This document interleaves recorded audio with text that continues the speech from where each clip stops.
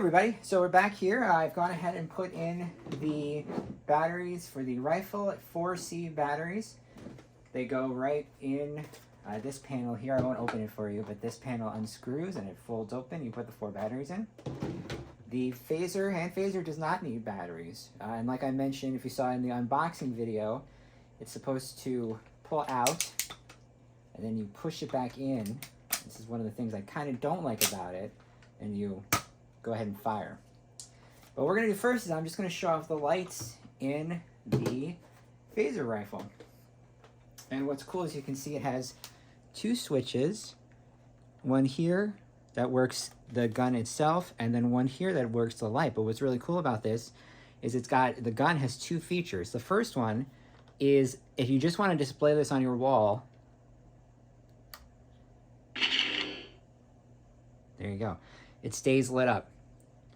And it kind of does a little glowing effect, as you can see there. But to fire it, you need to push the switch all the way. And she's ready to go. But then what about this guy? Oh, there it is. I blew the secret too soon. Let's do it again.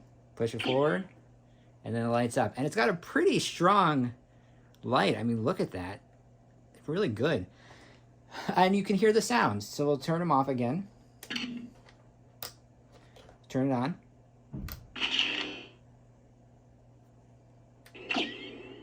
And there you go. And like I mentioned in the unboxing, this is one where you need to reel it up. So there's the trigger and then the rev up button. One thing right off the bat that I don't like about this is how loud this is. And we're gonna see how loud this goes. And that needs to be going at full speed for the gun to be effective. One other cool thing I wanted to show off before we go ahead and fire it is down here is where you load the darts. And the darts, I've already put a couple in, but essentially what you do is you take the dart and it can fit 5, right? And as you can see, we'll see if we can get it on camera. Oh, you can't really see it, but the 5 darts the chamber is in here. And then when you're done, you close it. And it makes another noise in a different light. And then you're ready to go. So let's go ahead and fire this sucker. As you can see, I've set up some targets, a red shirt, maybe Captain Kirk. I know I'm kind of crossing the streams with the different eras, but it's all I have, but it works. So what we're gonna do is we're gonna fire the rifle first. And look at that, with the light on, that's pretty bright. I mean, I'm really pleasantly surprised at that little detail they added to this thing.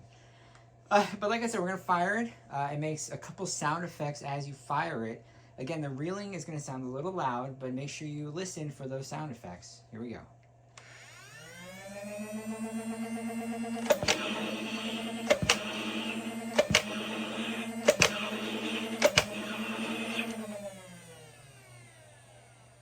Pretty neat, huh? The sound effects from from First Contact when you hear them firing the weapon at the Borg. And actually, I'm going to show it in front of the camera real quick. Like if you look at the nozzle, you fire, it lights up. And there's lights as you fire it too. So let's get the hand phaser. And what's interesting about the hand phaser is that it is super strong. And this is, you know, the rifle itself as a Nerf gun is fine. But not as much oomph behind it, but this pistol, oh my. So we're going to, like I said, we put the dart in the front, and then we pull it out, and then you gotta push it back in, and it's ready to go. I mean, look at that. It put a dent in the drywall. It didn't really, but it's very strong. It's interesting just how strong that is. We'll do one more.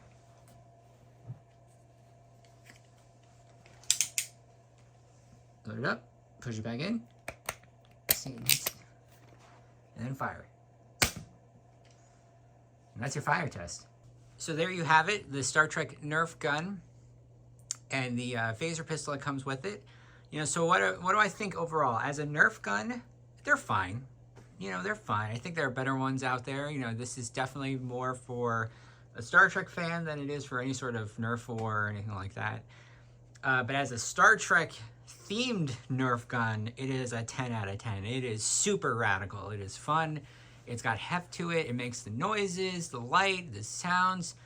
just super great. And the hand phaser too, like I said, really strong, like really strong.